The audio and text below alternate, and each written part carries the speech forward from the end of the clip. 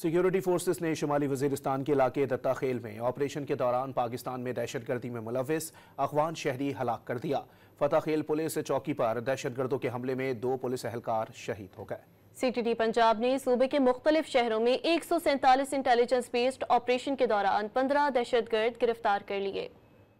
I S P R کے مطابق security forces نے 6 فروری کو شمالی وزیرستان کے علاقے دتا خیل میں آپریشن کے دوران پاکستان میں دہشت گردی میں ملوث افغان شہری کو ہلاک کر دیا۔